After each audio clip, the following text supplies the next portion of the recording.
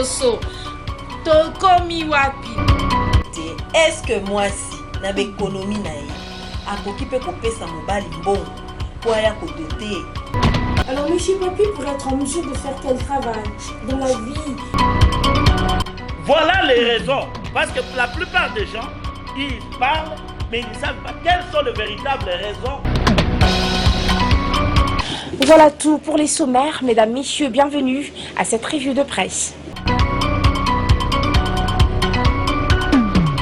Puis-je commencer? Oui, bonsoir madame. Est-ce que vous pouvez réagir par rapport à l'arrêt de la Cour constitutionnelle sur l'appel aux articles 102 et 105? C'est 102 ou 105? Je crois que c'est l'article 70. 70 de la Constitution. Oui, de la Constitution. De toutes les manières, il n'y a aucune surprise que cette Cour constitutionnelle ait rendu cet arrêt. On s'y attendait presque. Il n'y a aucune surprise. Le contraire nous aurait beaucoup surpris. Mais de toutes les manières, cette Cour, une fois de plus, vient de se ridiculiser tout simplement. Et le peuple congolais lui ôte totalement sa confiance. Elle mérite tout simplement de se dissoudre elle-même.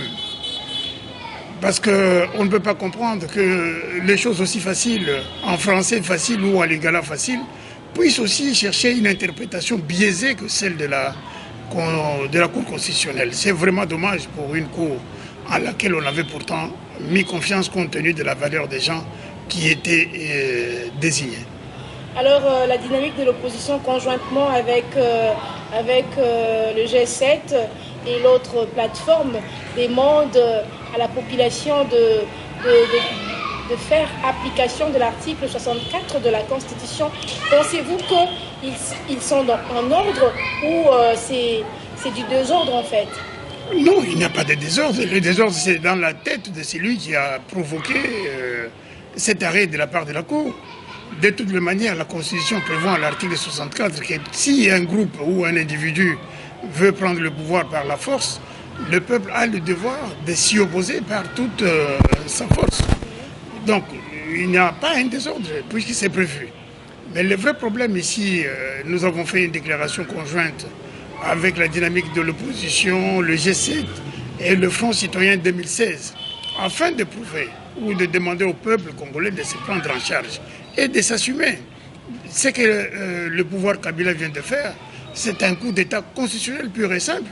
Et autrement dit, il a contourné la Constitution par l'arrêt de la Cour constitutionnelle. Ce qu'il n'a pas eu de la main gauche, il a obtenu de la main droite. De toutes les manières, le peuple congolais n'est pas prêt à tolérer ou accepter un glissement quelconque dans le chef de M. Kabila.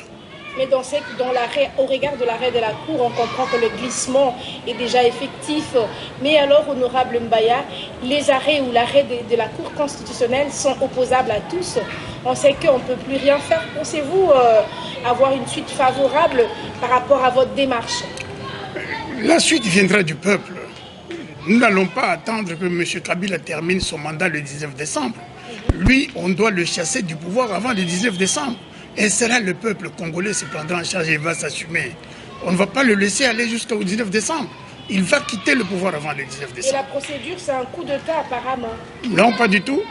Il n'y a pas un coup d'État contre le pouvoir installé. C'est le pouvoir installé qui aura provoqué le peuple. Et le peuple n'a qu'un seul moyen de se défendre, c'est d'être dans la rue, main nue, et de faire une désobéissance civile. Alors, puisque je ne sais pas ce qu'est stipule l'article 102 et 105 de la Constitution, mais il y a quand même quelques juristes, les constitutionnalistes qui passent à la télé, qui défendent, regardent ces articles-là et qui disent que le président peut continuer son pouvoir même en 2017. Non, les autres articles, c'est concernant l'Assemblée nationale. C'est-à-dire c'est concernant les députés nationaux. C'est que certains députés qui sont aujourd'hui actifs trouvent que c'était encore une bonne chose. Parce que j'en ai entendu certains parmi eux qui ont pris acte de l'arrêt de la Cour constitutionnelle et certains grandes figures de l'opposition. Ce qui nous a normalement choqués. On ne peut pas comprendre, même si vous êtes député. Mais malheureusement aussi pour eux, ce qu'ils ont dit, nous l'avons entendu et nous les jugerons là-dessus. Et puisque l'article 70 est clair, alors affirmez-vous ici que la Cour constitutionnelle est instrumentalisée? Parce que je crois quand même que la décision là n'est pas venue d'eux, elle est venue de l'extérieur et ils n'ont fait que lire. C'est dommage pour eux. Merci, honorable.